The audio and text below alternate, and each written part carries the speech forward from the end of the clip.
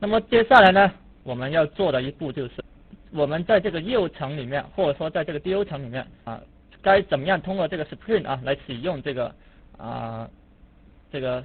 System Factory 呢？我们可以这样。那么首先呢，我们建一个服务类啊，服务层的类。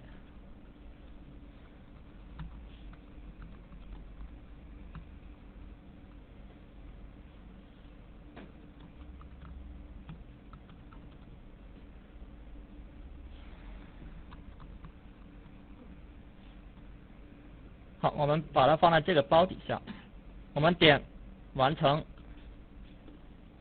那么接下来呢，我们在这个业务层里面我们呢定义几个方法，这几个方法呢分别是保存 person、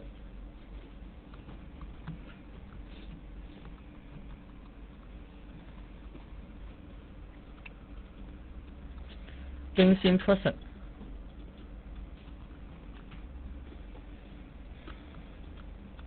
获取 person。那么获取 person 的时候呢，我们根据它的 ID。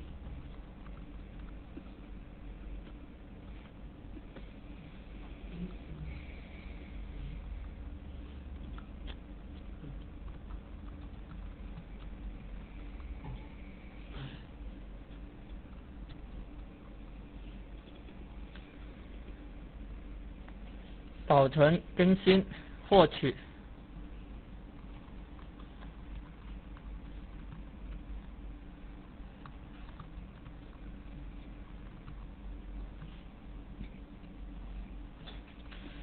删除或者所有的 person。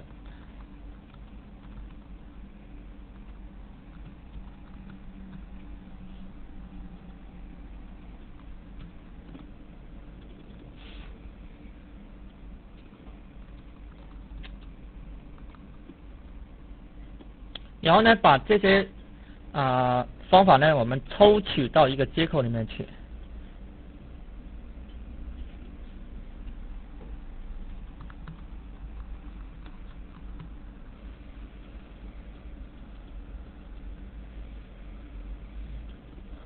把这个接口挪出这个实现包。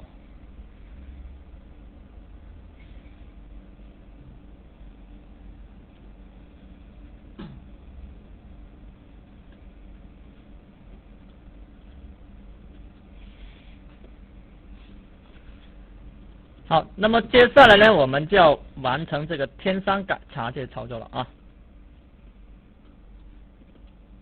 那么我们知道，以前我们在用 Hibernate 的时候，我们是通过什么来完成添删改查的？通过哪个对象啊？通过 Session， 对不对？那么 Session 怎么样获取的？又通过哪个对象啊？通过 Session Factory， 对不对？这个大家注意啊，我们目前是采用注解的方式来声明事物的，所以我们这边呢要加上一个 transition 的啊。好，我们呢再回到刚才的话题。刚才呢我们说过，这个 session 呢是通过 session factory 来得到的。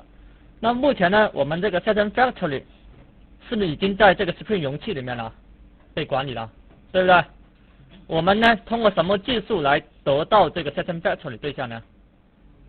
我们可以采用什么？依赖注入。那么依赖注入呢，我们这边打开了一个可以采用什么注解的方式来注入，对不对？所以呢，我这边定一个 session factory。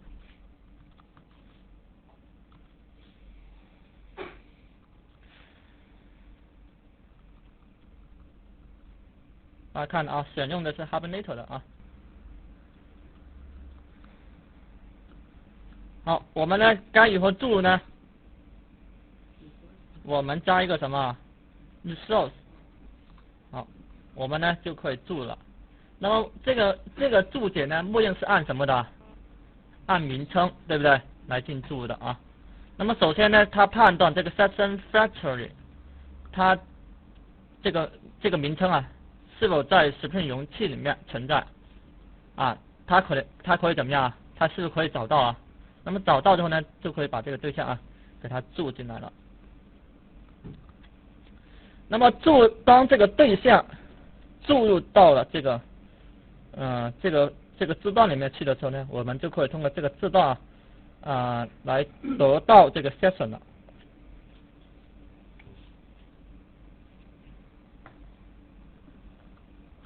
那么你们在得到 session 的时候呢，有一点要注意的是，以前我们得到 session 是通过什么方法来得到的？是通过session fetch 点 open session 啊。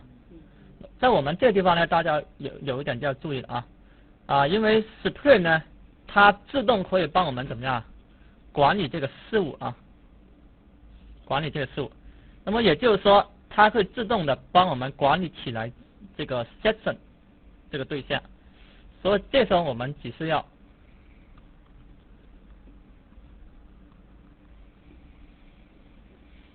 用这个方法，从 Spring 容器里面呢得到当前被 Spring 容器管理的 session， 明白意思吗？我们要得到 Spring 容器里面正在管理的这个 session 对象而不能采用这个 open session。那么如果说你采用的是 open session 的话，那么这时候呢，你打开的这个 session 呢，它是不受 Spring 容器管理的也就是说Spring 容器无法对你所打开的这个 session 进行怎么样进行事务打开或提交它是不能做到。所以我们这边呢，大家要注意的，我们采用 get current session 来取得容器中被管的那个 session 而不是要自己打开 session。好，那么既然这个我们呢取得这个 session 了，我们呢就可以调用什么方法进行保存这个对象呢？你们可以调用这个 set 方法来保存但这个地方呢，我还建议大家采用这个什么 persist 方法那么这个方法呢，它同样也是 JPA 里面的一个规范所规定的一个方法，对不对？那么这个方法呢，也是用于保存实体的那么这个方法要比保存那个方法这个名词上的这个更合理一些，因为本来这个应该叫做持有化，不应该叫保存，对不对？所以我们应该采用这个方法。当然，实际上两个方法的作用都一样大家一定要注意。那么这边我们采用的是跟JPA规范保持一致的这个方法 ，persist 方法。那么它也是用于保存的。好，我们调用完这一句呢，我们就完成了这个实体对象的保存了。那么这个事物的话，大家不用关心，它是在什么时候打开的？是在我们方法执行前怎么样打开的？在我们方法执行后呢，就会结束这个事物。那么默认的事物属性呢，它是什么？对 ，request 好，我们现在在做更新更新的时候呢，一般是这样的一般当你的这个对象变成了一个游离状态的对象的时候呢，我们这时候才是要对它进行更新，对不对？如果这个对象处于的是一种正在被容器被这个 session 管理的，也就是说正处于托管状态的时候呢我们不需要调用这个，我们直接不需要调用那个什么更新方法就可以对它更新了而直接对它怎么样调用它的 set 方法就可以进行更新。那么好，我们这边呢一般这个方法应用的场景呢是这个实体并呢已经成为游离对象了好，我们这边该如何操作它呢？好，这时候你们可以采用什么update 方法，但这里呢我也不太建议大家用 update 了我们应该采用什么呢 ？merge 方法那么这个 merge 方法呢和 JPA 里面的这个方法是对应起来的。那么它同样也是用什么？用于把游离状态的这个什么对象变成什么把它呢把对游离对象的这个更新呢同步回数据库那么它同样返回的对象呢，它是一个托管对象，托管状态对象。好，我们这边把 person 呢放进去。那么接下来呢，我们这边呢就获取 person 了。那么获取 person 的时候呢，我们通过 session 的什么方法来得到呢？是通过 get 方法，对不对？第一个呢是我们的实体类，第二个呢就是它实体的什么标识，对吧？标识属性值这边呢，它 Hibernate 里面呢，这 get 方法呢，并没有采用泛型技术来做，所以我们是要怎么样类型转换一下。好，接下来我们再做这个删除。那么我们怎么样进行删除呢？好，这时候我们可以调用它的什么方法啊 ？delete 方法啊，进行删除。那么删除的时候，它要求一个一个实体对象的这个输入参数啊。那么这个实体对象呢，我们怎么样获取呢？第一种方法呢，我们可以采用这种方法来获取，对不对？第二种方法呢，我们采用什么？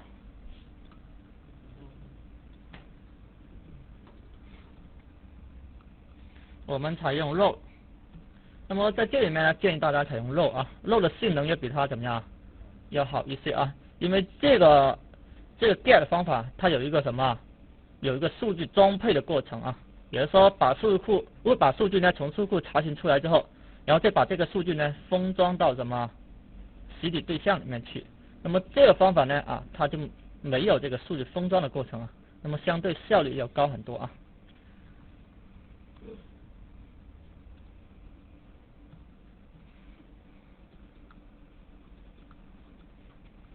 好，那么接下来我们剩下最后一句这个方法呢，我们呢用于获取所有的这个记录啊。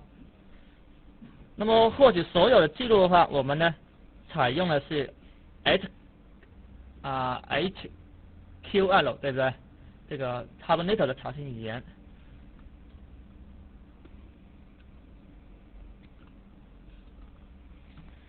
我们创建一个查询，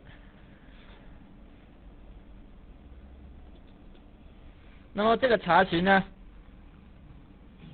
，from 什么 person， 那么因为我们目前呢只是要得到所有记录啊，所以我们的查询语法呢相对比较简单 ，from person 取得所有的记录，然后呢点什么 list， 好，这时候呢就可以把这个所有记录获取出来。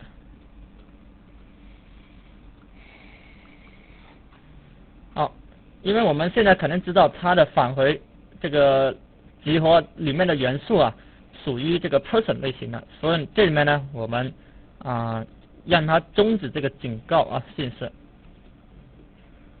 那么我们开发完这个业务病之后呢，我们还要做一些工作做一些什么工作呢？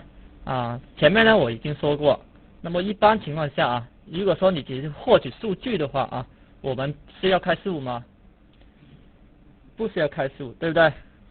因为开事务它会怎么样？会对你的应用这个性能有所影响的。所以呢，我们这边把所有的获取的也就是说数据读取的这种操作标注成不需要事务。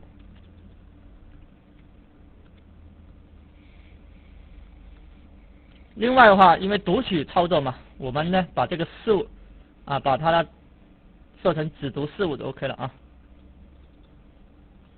一般这两个方法都会，这两个属性都会同时出现。好，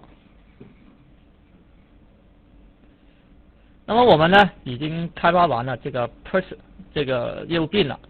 那么我们每当开发完这个业务病之后呢，大家千万别急于跟什么跟这个控制层进行集成，也就是说不要在控制层急于使用这个业务层里面的使用业务层对象。那么我们呢开发完这个业务层之后，我们是要对我们的业务方法进行什么单元测试这是我们在开发过程中是要养成的一种比较好的习惯我们开发完的业务方法，我们一定要进行单元测试。那么这里面呢，我们可以在业务接口上面点6单元测试。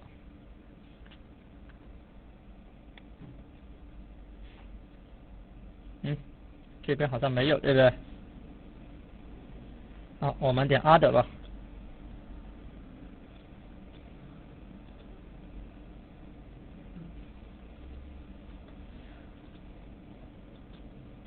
好，我们这边选用的是把单元测试用到的一些Java文件呢放到构建路径底下。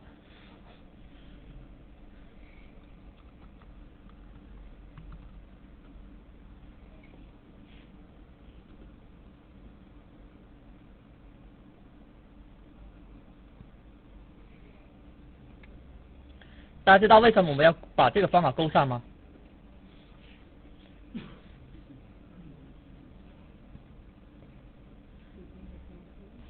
这个方法是在什么时候执行呢？这个方法是在当你的单元测试这个实例被构建出来之后，就会怎么样？就会执行的一个方法，对不对？我们可以在这个方法里面做一些处理化的操作啊。好，我们就点 Next。那么我们对里面所有方法进行单元测试，我们点完成。好，那么这时候呢，我们就可以实例化，在这个单元测试呢，我们可以实例化Spring 这个容器实例了啊。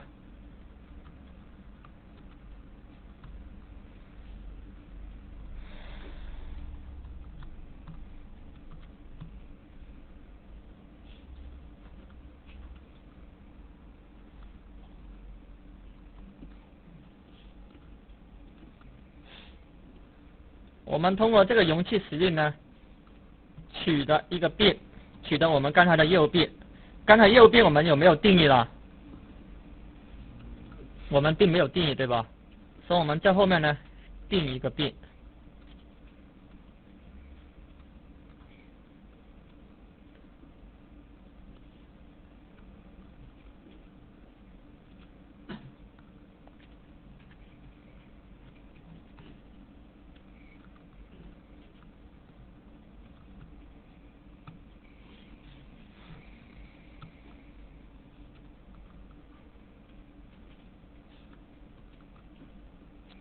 好，我们现在获得到这个业务bin。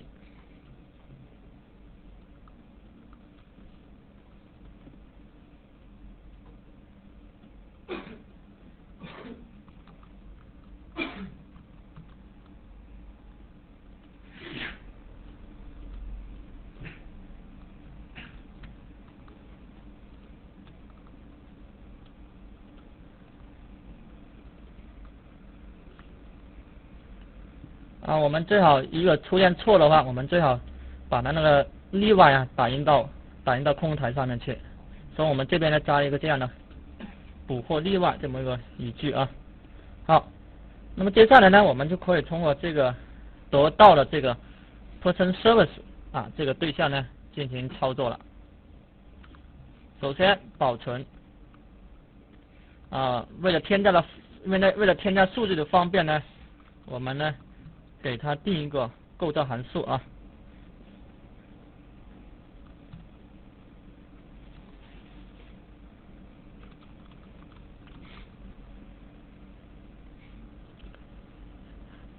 我们创建这个构造函数，大家可以看到。那么大家创建这个构造函数的时候，千万别忘了，实例bin它必须要保留一个什么无参数的构造函数啊。那么有些同学在开发过程中呢，生成了这个构造函数之后，就忘了做这么一步。那么忘了做这么一步的话，它在获取实体的时候就会出错啊。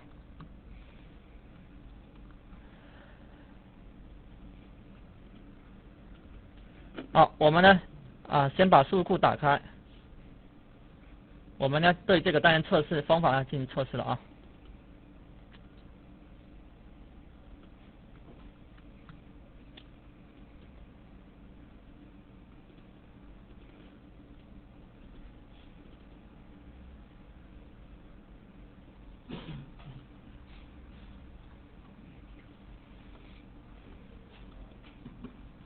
好，我们这边有个 person 表了，我不要它我把它删掉它，因为我们这边呢，Hibernate 的这个属性配置呢，我配置了什么 update， 所以说它会自动的根据我们配置的元数据来生成什么数库表，对不对？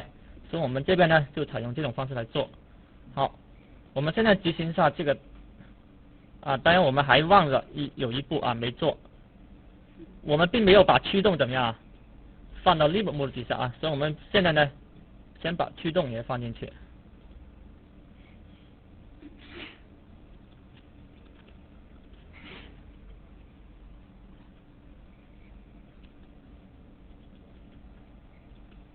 好，那么现在呢，我们就可以做这么一步了。我们点保存，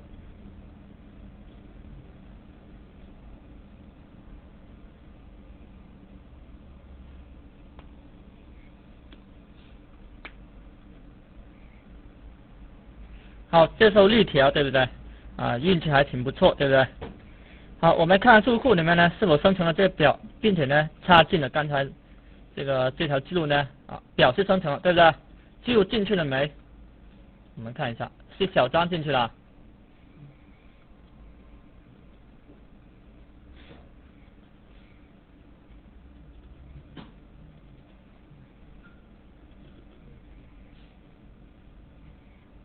我们在对其他业务方法进行单元测试。那么首先呢，我们测一下这个取的 person。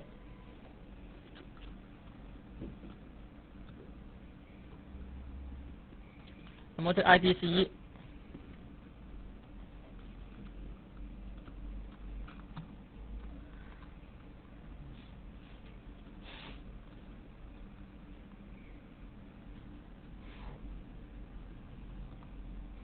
我们把它的名称打印出来。好，我们呢再执行一下我们这个单元测试。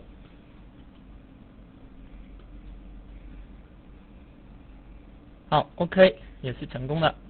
那么接下来呢，我们再做这个更新了那么更新的过程中呢，一般来说是这样的在我们实际业务中，我们呢会先得到这个 person 对象，那么然后呢从 Viber 的请求参数里面呢接收到了这些参数值后，然后把这些参数值就设进这个实体对象里面去，然后呢接下来呢我们再进行更新。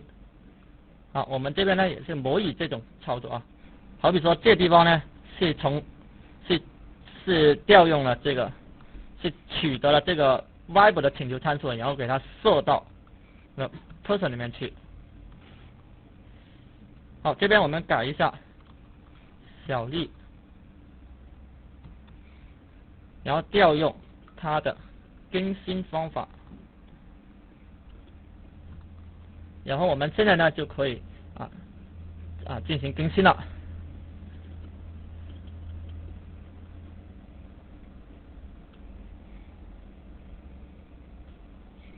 好，我们看看是否变成小丽了是变成小丽了。OK， 这更新呢也就完了。我们再接下来呢再看一下这个获取所有数据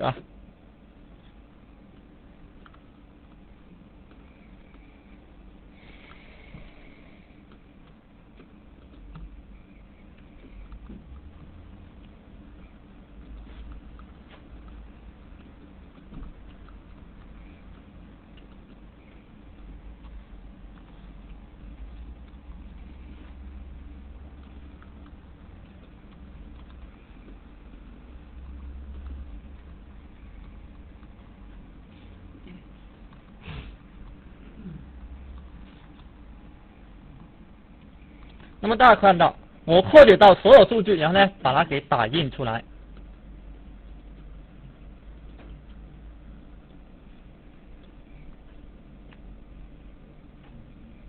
好，大家看到因为我目前只有一条记录，所以呢只打印了一条。好，我们做最后一个业务方法的测试，删除。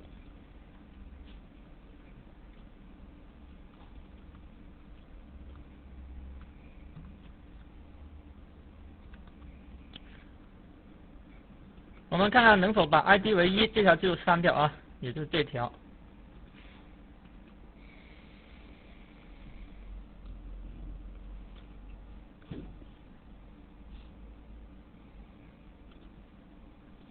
好，我们呢这些业务方法呢都通过了单元测试也就代表我们的这个业务这个业务代码编写是正确的。那么一旦确定我们的业务层是没问题的，那么接下来呢，我们就要进行怎么样啊？我们就要进行是 Drush 的集成了啊。